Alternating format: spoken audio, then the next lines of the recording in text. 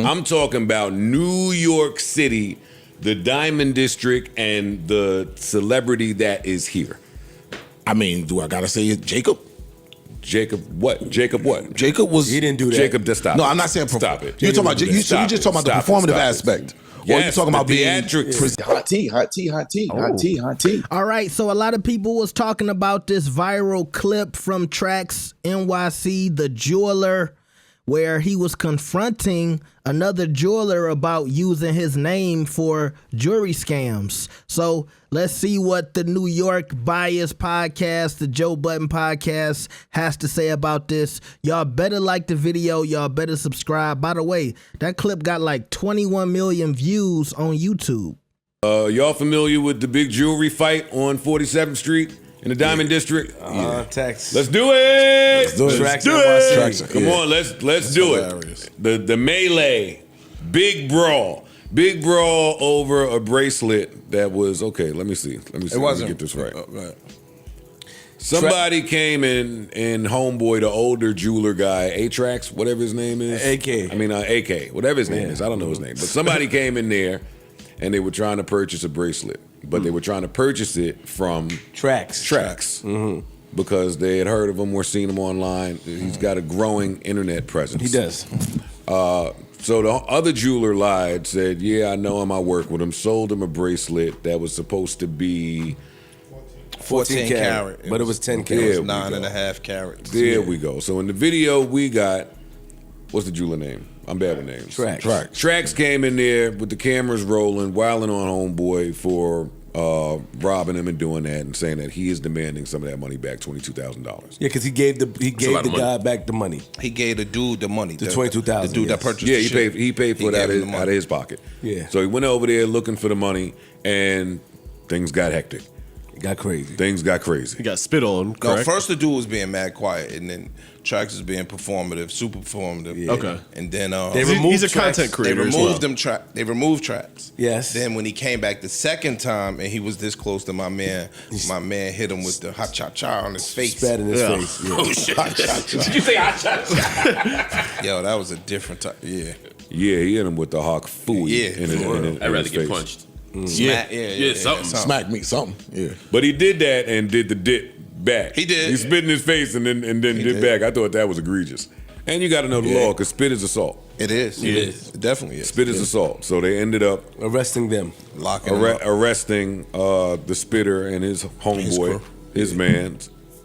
Got these thugs off the street. Right? Yeah, it was crazy in there, yo. They was holding. Yo, that shit was nuts. They had Trax by his chain, by his neck. It was choking him and all that. It was nuts. But Ian loves Trax. Trax is cool. He absolutely loves him. Yeah, he's cool. I mean, you know what it is though. I do respect Trax for at least putting it out there that he wants to treat the customer fair and be good to the customer. He didn't have to pay that guy $22,000 out of his own pocket. He didn't have to do that. He could have just said, "Yo, whatever." But go get your money from him. Yeah, he paid him. He said he used my name, so let me pay you. I'm not with him at all. He's not a part of my company, but I'm gonna pay you and I'm gonna go get it from him. So he tries his best to be. Load up my tape clip. Let me load up my tape clip real quick. What, you think it was set up? Explain. No, but this is one of those things where, we had that conversation about Dr. Cheyenne Bryan, what she wore to Jeezy shit, that a small portion of the fans hated. Oh, you're policing women. But in that conversation, we were talking about certain professions, and where we want to see them, kind of how we want to see them. You wouldn't want to see your jeweler do never the case. Wait, you wouldn't want to see your jeweler what? Never the case. And I'm not necessarily saying me, because I don't want to insert my opinion on this, because I know Trax too, right? So I don't want it to seem like I'm using my voice to say this about him. I'm not. However, that's one of those professions. You want to see your jeweler doing what though? Fighting, pressing somebody. What do you mean? Anything theatrical on the internet. Okay. Not a thing theatrical Tell me why. On the internet. That one surprises me a little bit. I wouldn't give a fuck about, because I guess I wouldn't think you would care about what your jeweler does as long as the jewelry's right. Exactly. Word. As long as he's being honest. Like I get your point about lawyers and accountants, and I agree with that, because no, part of spending millions of dollars someplace is a certain level of privacy. I don't understand. But that don't expose you. Do it? I mean, I could be wrong. It could. Yeah, it could. That's what I got for y'all. Yeah, but you got to give us more. Iliante don't do it. He don't do it for a reason. Because his clientele, it's not flying, buddy. It's not flying. So you think that? Yeah, but you can see your jewel. I'm sorry, go ahead. No. Are you? Go ahead, Freeze. You got, and I'm not knocking any jewelers Jacob. out there. You got Johnny Dang, who's constantly in video on the internet doing things. You have Ben Baller, who's active on social media, on the internet, addressing and doing it. Like, you have jewelers who have high-end clientele who still are on the internet, who are still, whether it be video, tweets, posts, But whatever. he said he used the word theatrical. That's the word that he used. So that's important. And the people that you naming are in Los Angeles and in the South. Yeah. I'm talking about New York City, the Diamond District, and the celebrity that is here. I mean, do I gotta say it? Jacob? Jacob what? Jacob what? Jacob was. He didn't do that. Jacob, just stop. No, it. I'm not saying stop it. You're talking about. So you're just talking about the performative aspect. Or you're talking about being theatrics, presented out there. The growing your Jacob ain't do online that. personality in a manner to which that a customer warranted. might have something to say. I don't know what's tough to understand about. So you don't have a problem with a famous jeweler, just not one that does like antics. I've always had a different view with rappers and their relationships to the Diamond District and what they do for each business over there. Say more. You don't have that same exact feeling with regards to Bergdorf's or any other designers and what rappers do for them? Why you say that? Expound on your point first, because I think I'm meaning the same, but expound on your point and then I could. Well, with jewelry, it's a little different than clothing. With clothing, you're just buying shit. With jewelry, though, none of them niggas know nothing about what is being sold to them, what they purchasing. Nobody is inspecting nothing. There's a lack of due diligence being done over there. Even homeboy that purchased the bracelet originally. Did you see the video of him and Trax? I did. Like, did you see how he looked, how he sounded in that video? What, like coerced? Not coerced. On the No, phone. it just sound not knowledgeable about what he was buying. Just, yeah, man. It just looked like, niggas go over there, they tell you anything. That's all. Hey, find a jeweler you trust. That's pretty good. That's what I have. Is there such a thing? Find it. No. Yeah. Yeah, I didn't know if there was like contractors, where like everybody gets and over. a bunch of people Yes. trust Trax. Again, that conversation was Yeah, it wasn't- inspired it by wasn't that, but Trax, I'm not shitting on him. But yeah, you think that, Absolutely. It's a hard conversation. you saying no? You think no? It's a hard. Some of the biggest name jewelers in the city have been caught selling niggas bullshit. They have. The names, them niggas have been caught selling niggas bullshit. People get caught up on names, and it's like, oh, he shopped there, he shopped there, he shopped there. He must be legit. But you don't know him, you don't know his product, you don't know the industry, so you walk in there and get ripped off. That's the problem. I do think you can find a jeweler. Absolutely. Yeah, I mean, for sure. Absolutely. I'm sure there's some 1,000%. trustworthy people out there. Just like you can find a contractor you can trust or a car dealer. A you can mechanic. trust. You're right. It's just Same shit. It's just, it feels like and I don't know this industry, but just hearing all the stories, it just feels like it's harder to find than I thought initially. Any industry, how'd you come to trust yours?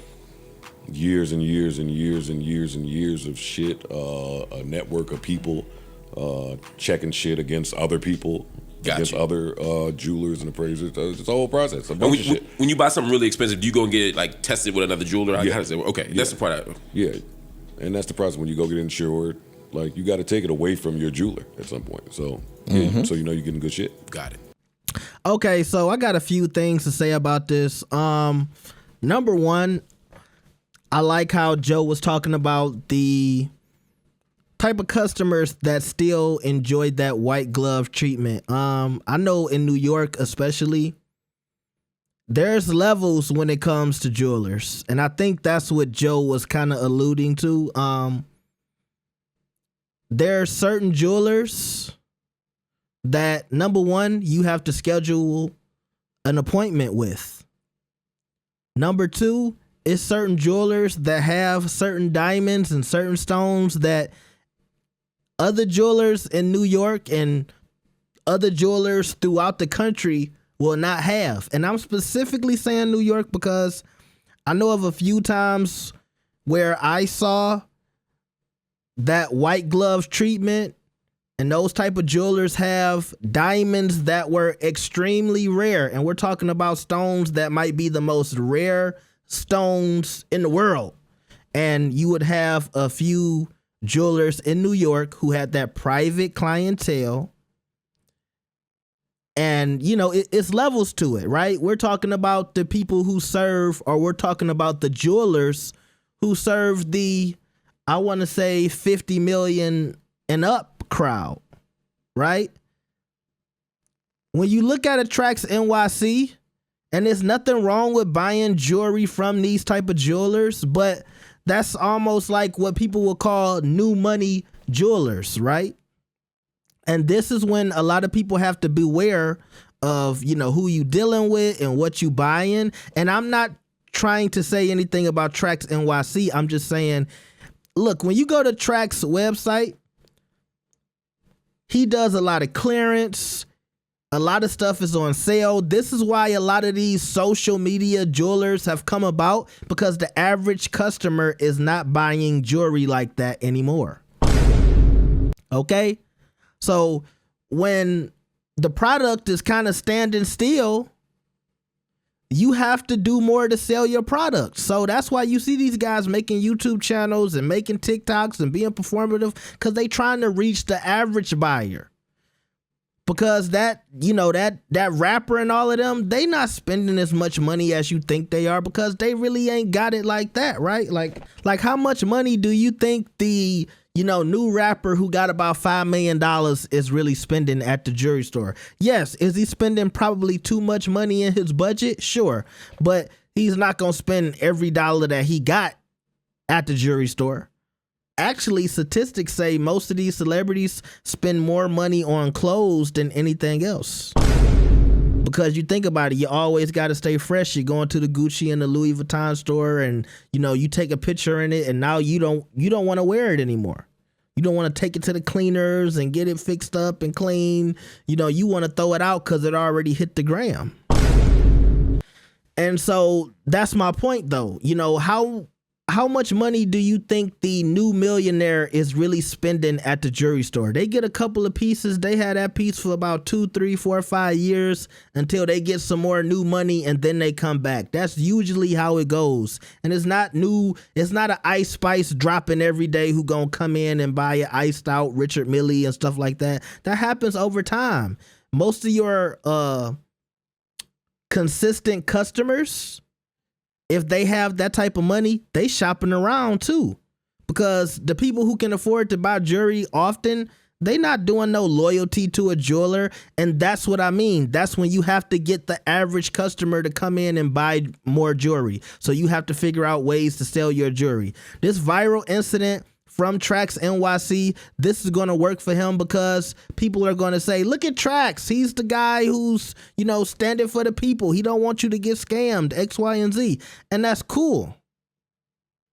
And I think that works for him, but that does rub certain type of customers the wrong way. Like I said, certain people in that, the people who are buying those multi-million-dollar penthouses in New York, that clientele, I can see them being rubbed the wrong way by a TraxNYC and going viral. You know, that might not be somebody that those people want to work with, okay? You know how a lot of people figure out their jewelry is fake or fugazi?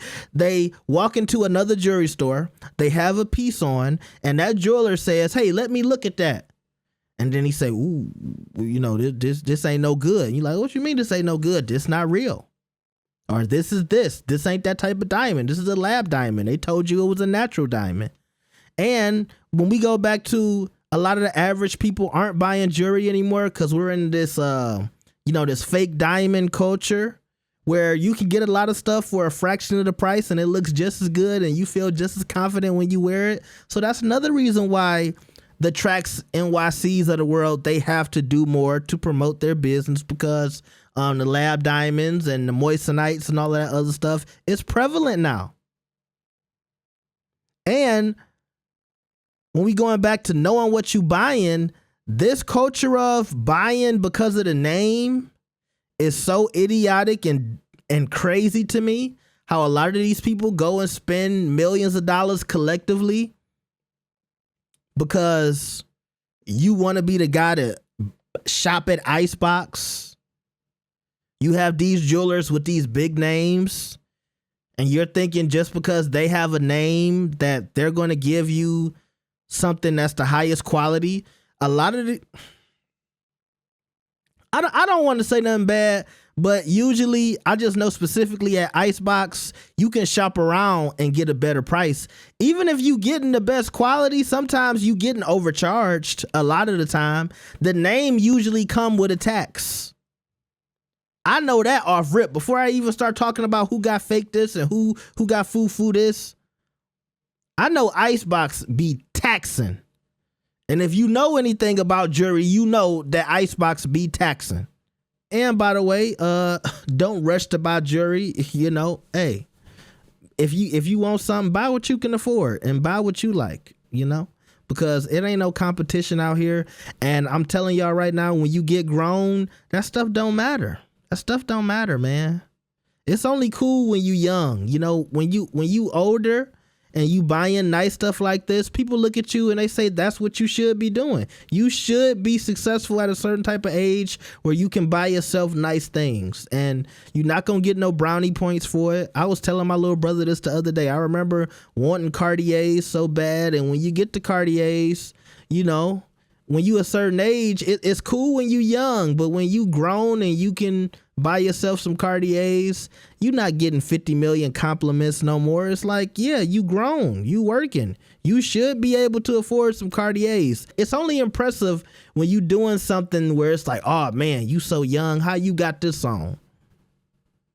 But when you old and rusty and crusty, it's not that impressive anymore, you know? Because you've been around the planet long enough to where you should be able to afford some decent stuff, right? And so that's the advice I would give everybody when it comes to whether or not you should be spending a bunch of money on jewelry, okay? So let me know what y'all think about this. Like the video and subscribe. I'll see y'all next time. Peace.